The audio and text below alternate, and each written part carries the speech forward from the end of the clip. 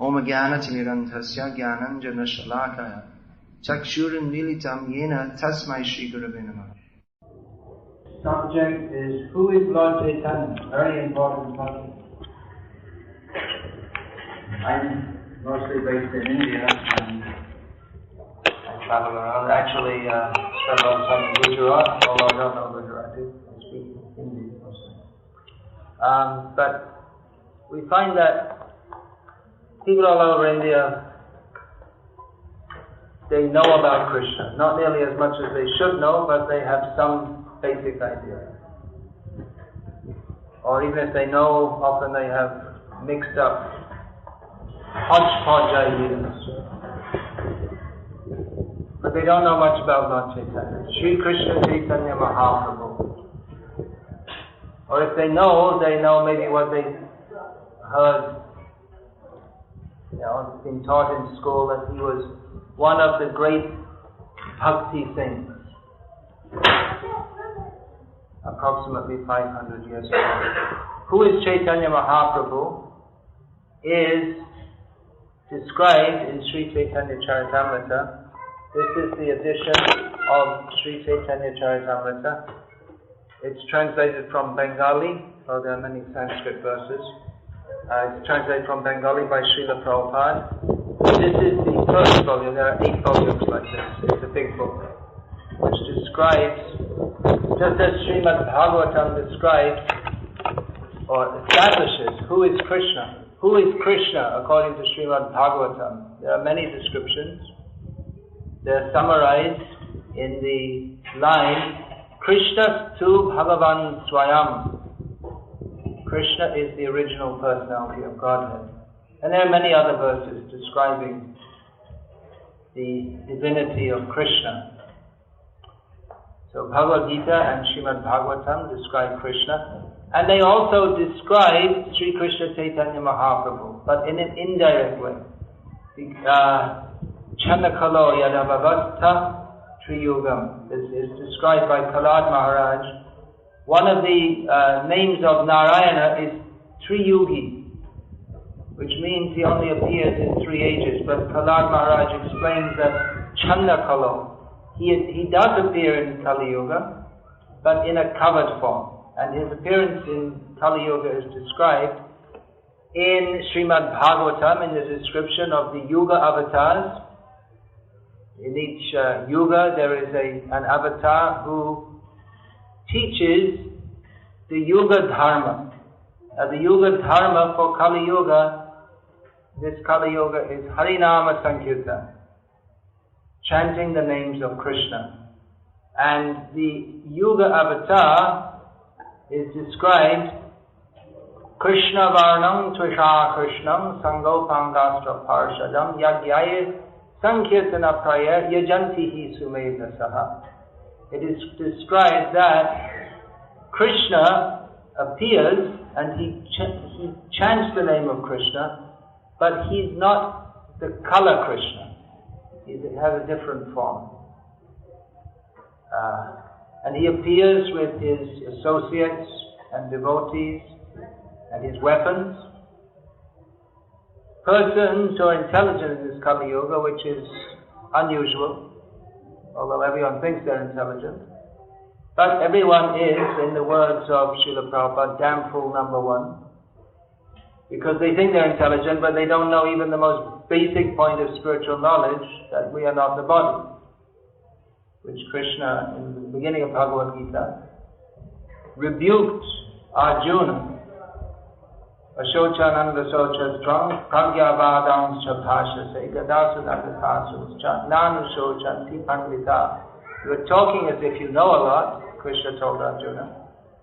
But you don't know the most basic thing, which is that someone who's actually learned does not lament for that which simply comes and goes, namely the body. So, a person who is actually intelligent in this Kali Yuga, they perform, or they worship this form of the Lord who propagates Harinam Sankirtan by Sankirtan Yagya. You've all heard of Yagya, at least those who are from Indian background, which is translated as best as possible as sacrifice. And there are various societies in India which cheat people by collecting money and performing some kind of useless sacrifice. And there are gurus who go village to village and extract money from people in the name of sacrifice, but in the form of yajna. In UP you'll find so many. They'll go village to village and tell people that now you have to give money for yajna, and they don't want to do it, and then they'll say, well, if you don't do it, I'll sit here and fast till death, and then this way they forcibly extract money from people for some useless yajnas which have no benefit to anybody except to the so-called guru.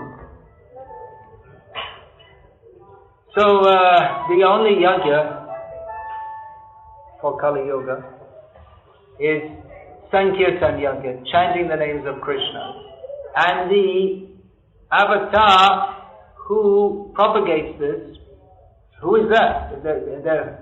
It's he who chants the names of Krishna. So who has done that? Please turn off your cell phone. Who has done that? Caitanya Mahaprabhu. Of course, this term Mahaprabhu is often used in the Vallabh Sampradaya for Vallabhacharya. Those from Gujarat have heard of Vallabhacharya.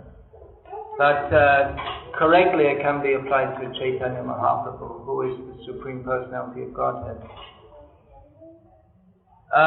He is described in the list of Yuga avatars, but actually Caitanya Mahaprabhu, he is not simply a Yuga avatar. He's more. There are various avatars. There's Yuga avatar, Lila avatar, Purusha avatar, Mandanda avatar, Shakti avatar, Guna avatar. These are 6 kinds of avatars. But Caitanya Mahaprabhu is Purna avatar, or avatari. He is the complete original form, non-different from Krishna. And avatari means he's the source of all the avatars.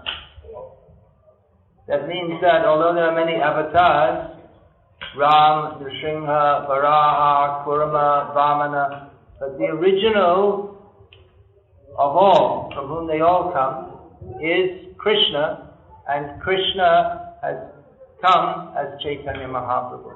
So who is Caitanya Mahaprabhu? This is the subject of the lecture. This is described in synopsis at the beginning of Sri Chaitanya Charitamrita by Krishnadas Kaviraj Goswami. Yadadvaitam Brahmopanishadi tadapyasya tanubha. The Brahma Jyoti, or the spiritual effulgence, which less realized transcendentalists aspire to merge into. We've heard the phrase maybe, Brahmaleen. Have you heard that phrase? Sometimes they say about different Swamis. Brahmaleen. Didn't you hear that?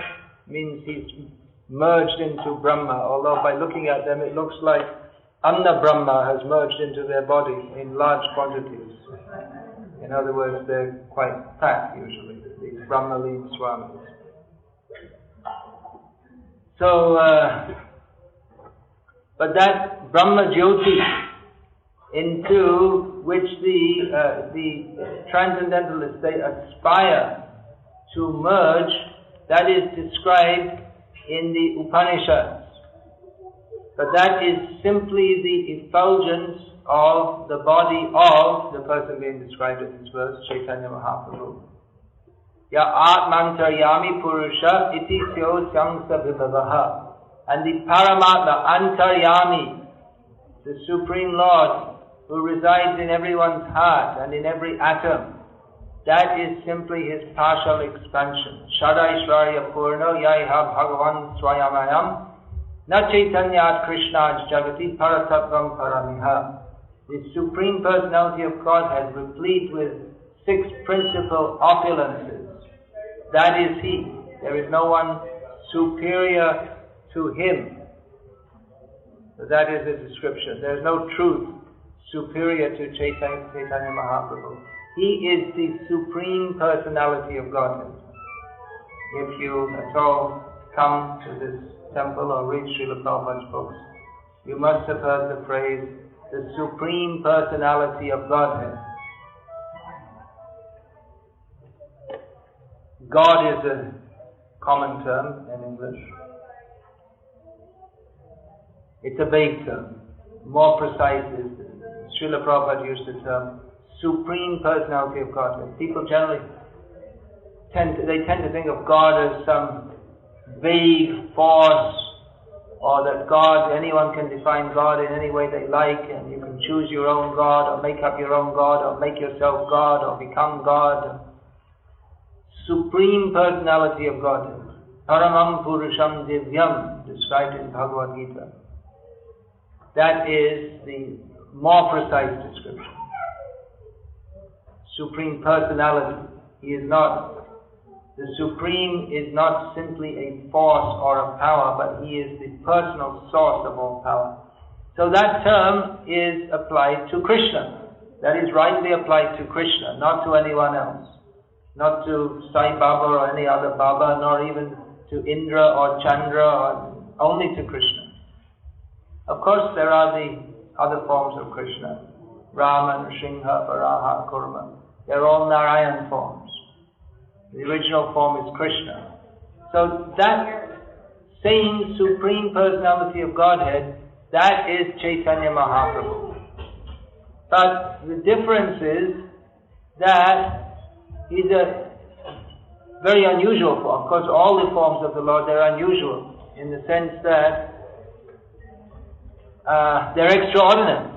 God is extraordinary. He is unusual. We hear descriptions of Krishna lifting Govardhan hill. We hear descriptions of Nrsimhadev. Here he is, half lion, half man form, with so many arms ripping apart the body of Hiranyakashipu.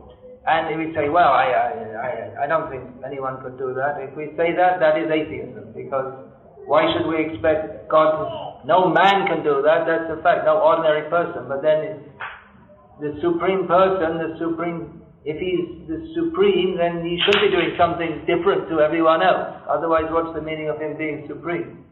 If He's not doing something extraordinary and that's unimaginable for us, then what's so special about it?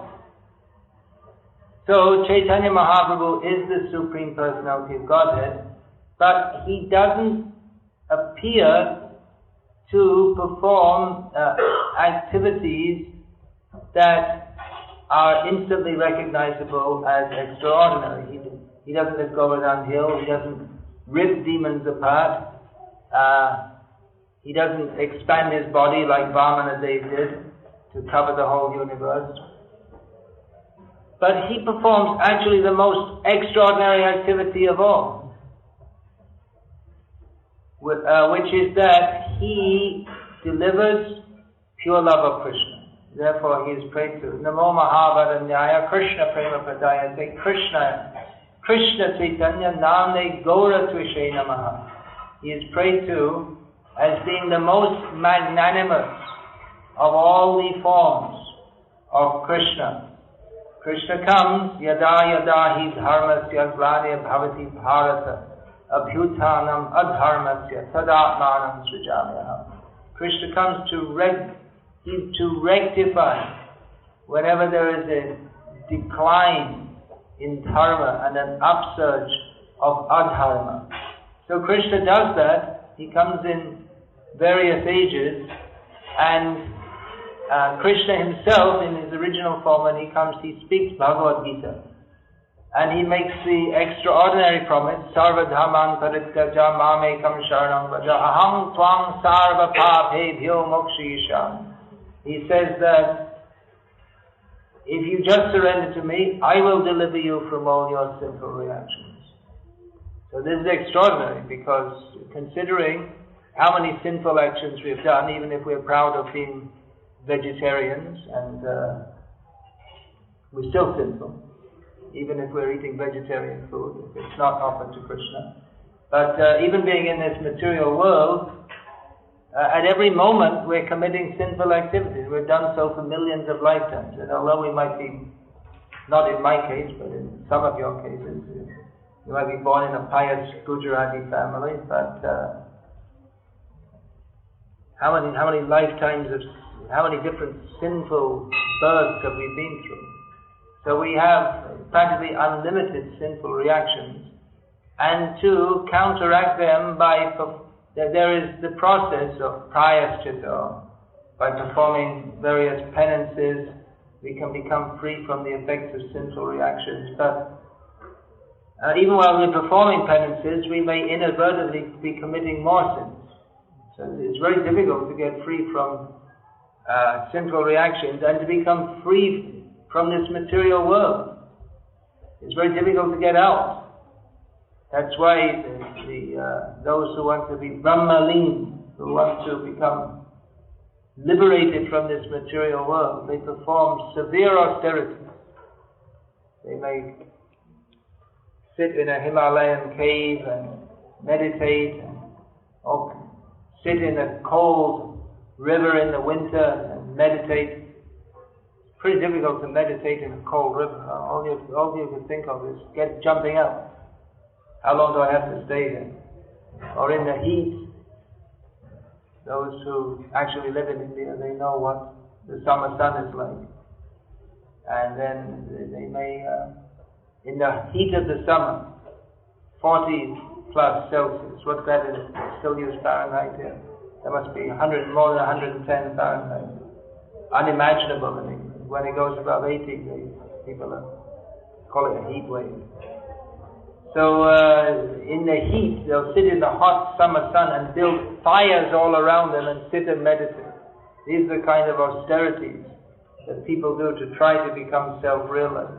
Even then, it's very difficult to become self-realized by this process of performing austerities. It's very difficult to control the mind because the mind is very fickle due to being influenced by so many sinful reactions from so many previous lives. Very difficult. It's almost unimaginable how to get free from all these sinful reactions. But Krishna makes the extraordinary promise, you just surrender to me. Just once. You just make this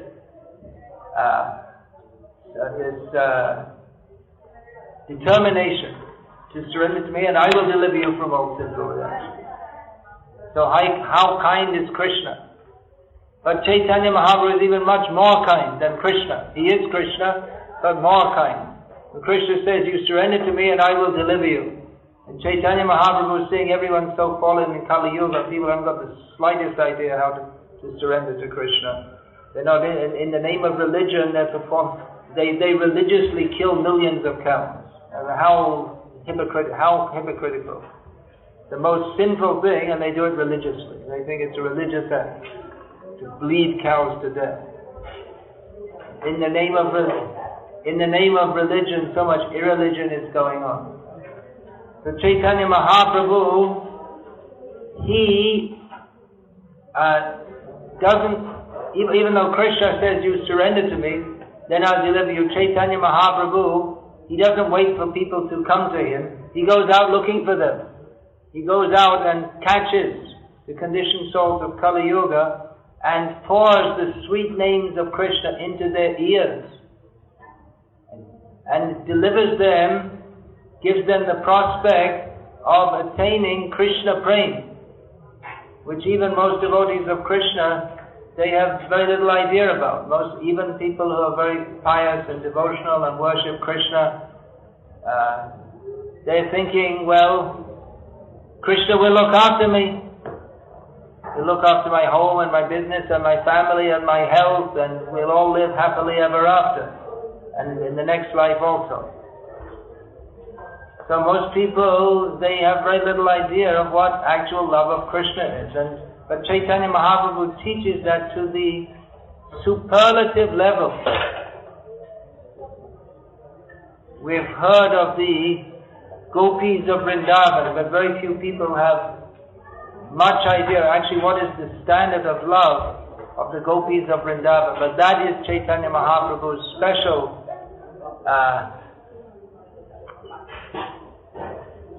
dhan, his special contribution. That he gives the by the very simple process of chanting the names of Krishna, Caitanya Mahaprabhu gives the opportunity to come to the level of loving Krishna at the topmost level, that of the residents of Vrindavan, and especially the gopis of Vrindavan. So Caitanya Mahaprabhu is described also in the beginning of Chaitanya Charitamrita. Anarpita chiring chirat karunyavatirno kalau samarpiyatamana tajvala rasa svabhakti shriyam Haris Purata Sundara Juti Kadamba Sandhikita Sada Hridya Kanda Res Puritu Vashachinandana. Anyone who reads this Sri Chaitanya Mahaprabhu, they will be blessed by Rupa Goswami and by Krishnadas Kaviraj Goswami. At the beginning of their works, they invoke the blessings of Chaitanya Mahaprabhu.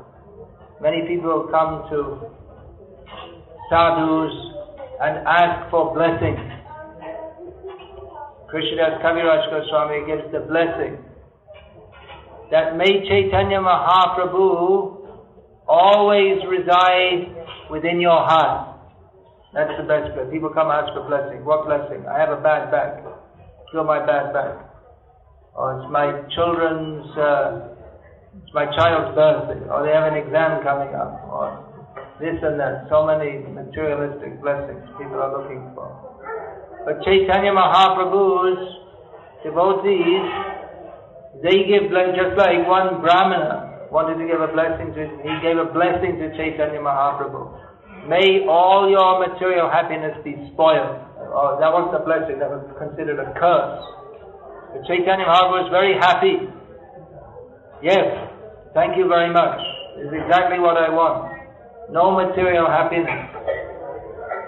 As long as we are aspiring for material happiness, then we cannot accept the blessings of Chaitanya Mahaprabhu.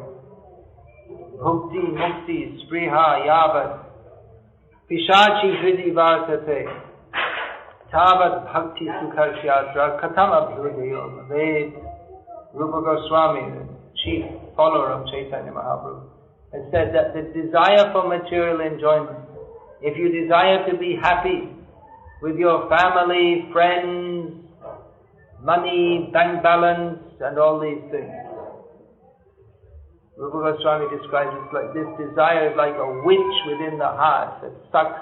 A witch, they suck the blood, they suck our energy. Or even if we desire to be free from all these things, that's another kind of witch. Any desire other than that to serve Krishna, that robs us of the actual goal of life, which is simply to love Krishna, with neither desire to enjoy this material world nor to be released from it. So Chaitanya Mahaprabhu's blessing is to give pure love of God free from any material desire. So the love of God that he gave, that is highest standard, this was not offered for a very long time. Krishna comes to this world once in a day of Brahma. Very long time. And after Krishna comes, Chaitanya Mahaprabhu comes. And Krishna comes in Kali Yuga, which is very bad. Very bad age. Everything about Kali Yuga is very bad. Kale, Dosha, Nidhi, Raja. The Kali Yuga is like an ocean of faults. Imagine if you're in an ocean. If you go up, there's water. Down, there's water. Left, water. Right, water. Ahead, water. Behind, water. Everywhere, water. So in Kali Yuga, everywhere you look, there's simply full of vice and corruption and sin and falsity and perversity in every field of life. And everyone's mind and everyone's dealing. It's a very bad age. It is a dosha nidhi. It is an ocean of faults. But there is one good thing. Asti hi eko mahan guna kirtanadeva krishnasya mukta sangha parang vraja. There is one great quality which makes Kali Yuga very good. And that is that in this age, simply by chanting the name of Krishna, one can be free from all these bad effects and achieve the ultimate goal of life very easily. It's very difficult to attain pure love of Krishna in other ages, which are more suitable for spiritual life. But in this age, which is most unsuitable for spiritual life, people say they don't believe in heaven, they don't believe in hell, they don't believe in God, they don't believe in sin, they don't believe in hell, but they make hell here on earth.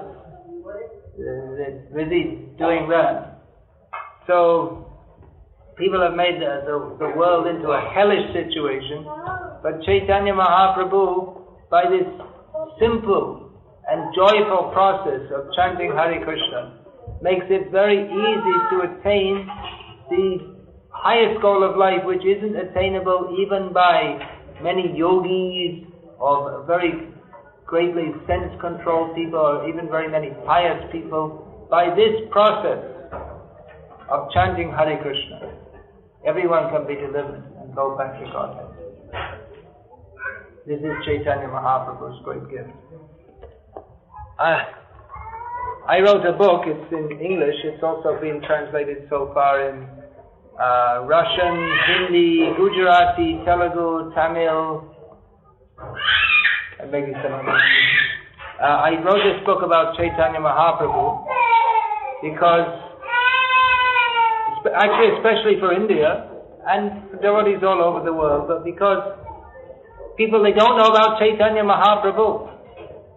Can you imagine if someone came and he wants to give you £1 million, which is nothing compared to what Caitanya Mahaprabhu wants to give us. He may take away your £1 million and give you something much better. Oh, now you're afraid. So, someone comes to give you something very valuable, but somehow you don't know, or you don't take it seriously, or you think, it doesn't matter, what do I need that for? There's a story, Indra, he became cursed to become a pig. Indra has so much heavenly happiness. Became a pig, and then he had Mrs. Pig and piglets. And then Brihaspati, the guru of Indra and of all the demigods, wanted to call Indra back. Hey, we need you back in Swargaloka. Says, what do you mean Swargaloka? It's great here. I'm living with Mrs. Pig and little piggy 1, little piggy 2, little piggy 3, 4, 5, 6, 7. You know, what do I want to go to heaven for? This is heaven. So everyone's just like a pig in stool, forgetting what their real happiness. Of course, even the happiness of Indra, that's nothing compared to what Caitanya Mahaprabhu gives. But everyone's attached to their little situation. They're not very serious to know who is Caitanya Mahaprabhu. So the pastimes of Caitanya Mahaprabhu, you can see, if you can see this picture, those who are closer, you can see that Caitanya Mahaprabhu was always simply absorbed in ecstasy by chanting Hare Krishna, remembering Krishna, especially by singing the names of Krishna. Caitanya Mahaprabhu was always immersed in Krishna prema. He is Krishna, but he's come to experience what is the bliss of Krishna prema and to give that to others. But everyone take it. Just take it. Take it. So Caitanya Mahaprabhu is very merciful. Unfortunately, people don't have much idea. They may think he's just some other saint. So this little book is, I wrote this specifically as an introduction to, so that people can get an idea. Who is Caitanya Mahaprabhu? What are his wonderful pastimes? How by simply remembering Caitanya Mahaprabhu, how all the misconceptions, all anxiety, all dirty things in the heart, they're all cleared away, and our path to loving Krishna is very clearly open. So I wrote this book. It's a little overview of what is the position of Caitanya Mahaprabhu as the Supreme Personality of Godhead, what are his teachings, and his wonderful pastimes, Gaurangera Madhura Lila, his very sweet pastimes. Caitanya Mahaprabhu's pastimes, they are very sweet. Krishna is very sweet. but sometimes he performs activities which at least superficially don't appear to be so sweet. Killing demons, actually that's also, everything Krishna does is sweet. But some things are sweeter than others. Or some of his pastimes have an admixture of other feelings. But Chaitanya Mahaprabhu's pastimes, they're simply sweet. Chaitanya Mahaprabhu, he doesn't kill the demons. Because in Kali Yuga, if you have to kill the demons, there's going to be no one left. So, how is he going to establish dharma? Everyone is performing demoniac activities. So Chaitanya Mahaprabhu, he kills the demons by transforming them into great devotees. And there are many examples. The most famous are Jagai and Madhai, who were living in Navadvip, where Chaitanya Mahaprabhu performed his early pastimes, and they were greatly sinful people, highly sinful. I mean, nowadays they'd just be considered normal, respectable people, but in those days it was considered very bad. There were drunkards and meat eaters and cheaters. And, today they'd be murderers. That's not considered so good, even today. Of course, murder, abortion, that's also murder, and that's considered quite respectable. So, animal murderers, killing animals, millions of animals in the slaughterhouses, that's considered quite normal and respectable and the proper thing for every self-respecting English beef eater. So, Jagai and Madhai, they were very sinful. Even more so because they were from Brahmana families. And they even attacked Chaitanya Mahaprabhu's assistant. Madhai attacked Chaitanya Mahaprabhu. The form of Balaram. Krishna came as Chaitanya Mahaprabhu, and Balaram came as Nityananda Prabhu. So they very sinfully attacked him Madhai attacked him with his wine pot and caused Nityananda to bleed. But Chaitanya Mahaprabhu, even to such sinful people, he, rather than killing them, he gave them love of Krishna and completely changed their sinful propensity. So in Kali Yuga we all have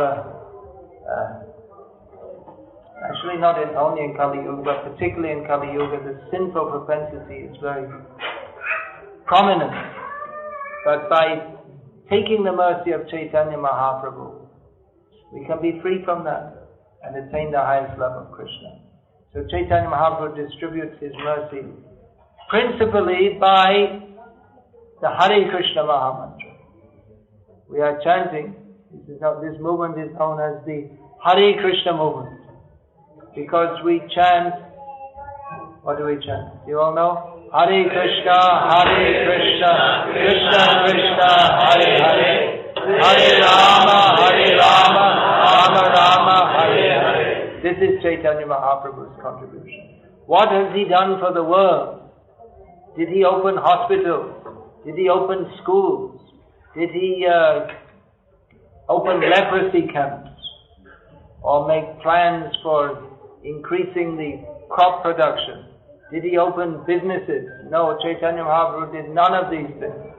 So what did he do? He gave the chanting of Hare Krishna. The whole spiritual world is there with the Maha Mantra. Chaitanya Mahaprabhu gave the Maha Mantra. Unfortunate people cannot appreciate his contribution.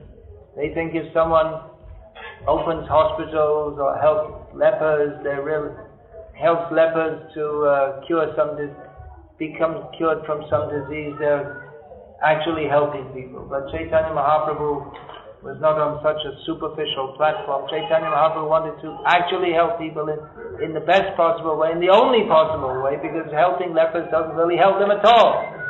Because they became lepers by the mentality of avoiding Krishna, and again they'll become lepers, and if you help lepers, you'll also become a leper. Everyone becomes a leper in due course of time. So what's the use of opening leper hospitals, or any hospital? Of course it has some intermediate use, but it's only temporary. It's only for the body.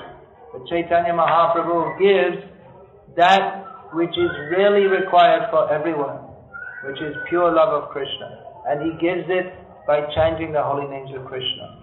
Those who are fortunate, they will take to it. Some people who are very sinful, they're not inclined to it, and their fortune didn't arise yet. But there's another way by which you can be unfortunate and not take seriously the Krishna consciousness, and that's by being pious. And many of you may be in that situation, because you're very pious, you're not inclined to take Krishna consciousness very seriously, because you think, well, I'm very good, I'm a good Hindu, and I go to the temple every so often and put some money in the box, and that's all right. And then the other people chant Hare Krishna, or I'll do sometimes when I go to the temple. But feeling somewhat contented with the worldly blessings of God, which are not actually a blessing. They're like, it's Maya, so it appears to be something good, but it's actually holding us in this material world. So if we're unfortunate, we may be what we think is materially comfortable. And for that reason we may not take to chanting Hare Krishna. But this materially comfortable situation is another trick of Maya, because one becomes old and dies and has to be reborn, and it goes on and on and on. But we live comfortably, and we have a retirement plan and a pension scheme, and we live comfortably in our old age and gradually wither away, and the body withers away and we pass into another body. And it goes on and on, repeated birth and death. So being extremely sinful, that may be an obstruction to taking to Krishna consciousness. And being pious, that can also be an obstruction. One cannot actually hear the message of Chaitanya Mahaprabhu. One cannot take it very seriously because he's materially content. So I pray to Maya Devi, who is the servant of Chaitanya Mahaprabhu, that she all gives you sufficient kicks, and that you actually become serious about Krishna consciousness and take up Krishna consciousness very seriously. Otherwise, you're coming here and saying Jai Jagadisha Hare and going away again, and then I've heard it said that some come from the temple and stop at the McDonald's out on the corner. I suppose those of you who are coming to the lecture and listening, that you're not in that category. But Sunday to the temple, and then Monday TV's back on and watching all the nonsense and all these kind of things. So I pray that Maya Devi do her duty as a good servant of Chaitanya Mahaprabhu, and give you whatever is required, that you can take up the gifts of Chaitanya Mahaprabhu very seriously. Because after all, what is the use? Even if you're as rich as... Who's rich in England? Hinduja. Who? Mittal. He's rich. Mr. Mittal. Another in India. Ambani is India. All these rich people. Bill Gates is rich. What's the use? What is the use? Without love of Krishna, everything is completely useless. When one gets even a slight drop of the mercy of Chaitanya Mahaprabhu, he can appreciate that everything in this world except surrendering to Krishna is completely useless. So, having said that, I'll finish here, and if there's any question, you can kindly ask it. You have a question? Let's see if anyone else. No? Alright, you ask. Is there any other way to approach Krishna in this Kali Yuga? Is there any other way to approach Krishna in this Kali Yuga than through Chaitanya Mahaprabhu?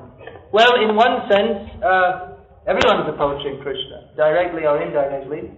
The process of Bhakti Yoga is the direct process. There are other sampradayas who also worship Krishna. But Chaitanya Mahaprabhu's process is undoubtedly the best. I mean, we don't see the same life of bhakti as we see. Even the Western devotees, especially when coming new, they may not have, or actually Indians also nowadays, they have no idea of any culture or anything what's in Shastra. So it doesn't, Indian or non-Indian doesn't make any difference. The Indians have all become Pakistanis. So no one knows anything about proper behavior.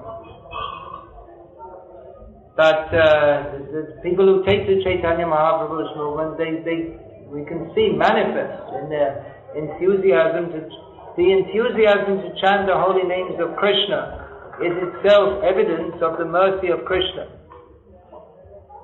And that devotees, even coming from very sinful backgrounds, they give up meat and fish and eggs and even tea and coffee, which many pious Hindus, they can't imagine giving it up. Why? Because they don't want even of course drinking tea is not a grossly sinful activity. It's not as bad as eating beef. But it's an obstruction to developing pure love of Krishna. And those who are serious about Krishna consciousness, they consider Krishna consciousness so monumentally important, which it is, that they don't want any obstruction. Therefore they accept this rule. Yes, please. You are insisting about the many times meat eating or... Oh, we have a mic now. All right. Modern technology has come. I'm insisting about meat eating. Well, no, I'm not exactly insisting, I'm just pointing out that it's sinful. It's an example of a grossly sinful activity which is very common in the modern age. My doubt is Arjuna is a Kshatriya. Yeah. And he is a meat eater. So it says, yeah. That doesn't mean that you should be a meat eater. And he is near to the Krishna. Yes, he's there. So is Garuda a meat eater? Garuda, have you heard of Garuda, the carrier of Lord Vishnu? Well, because Lord Krishna himself states in Bhagavad Gita that he only accepts Patram Pushpam Phalam Toyam Yome Bhaktya Prayachati Tadaham Bhakti Upahritam Ashtami Prayatam. That is the general rule for all devotees. Some devotees who have a particular service, they may have different allowances. That doesn't mean it's for everyone.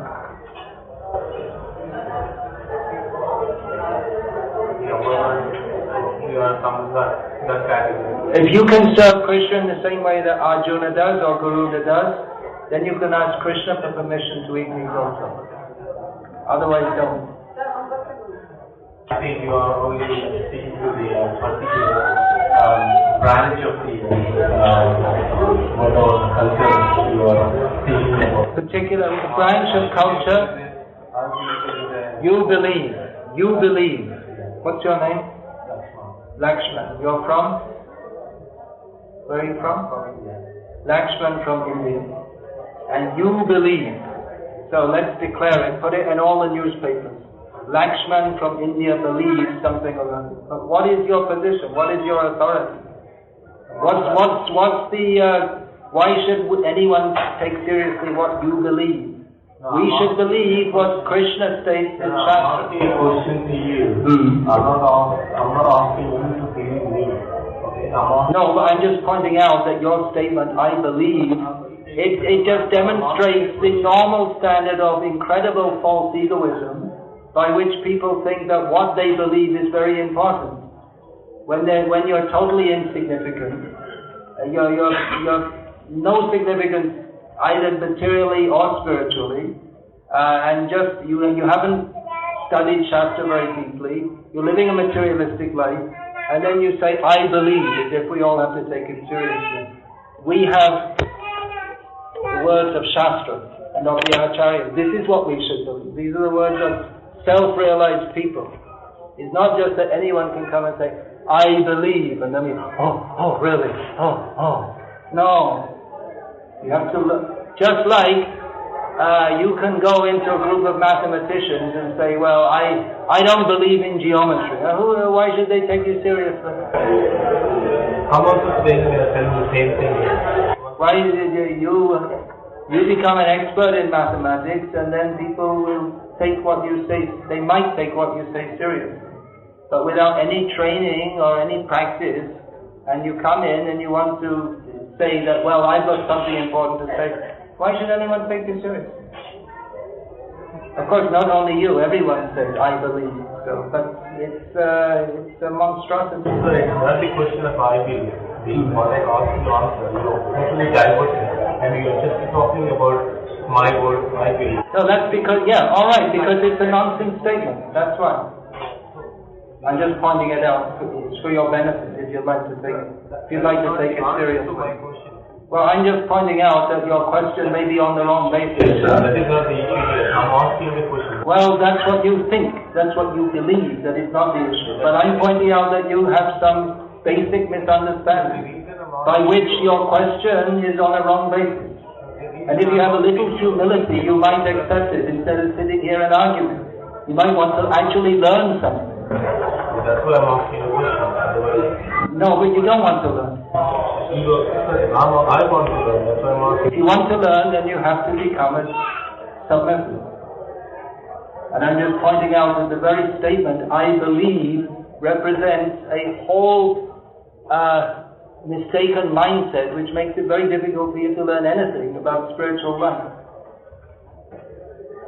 You haven't realized that. You think you are already qualified to learn. I'm just pointing out that you have to change your mindset before you can even begin to learn. It's not just a matter of asking questions. It's not an academic subject that you can just learn 2 + 2 = 4. Spiritual knowledge, one can begin to receive that when one has the required mindset. Therefore, one has to go to a guru, as stated by Lord Krishna in Bhagavad Gita, Tadviti Pranipātena. The first thing is one has to bow down. One has to become submissive. You don't like that, then you can't learn. You think it's a joke. Well,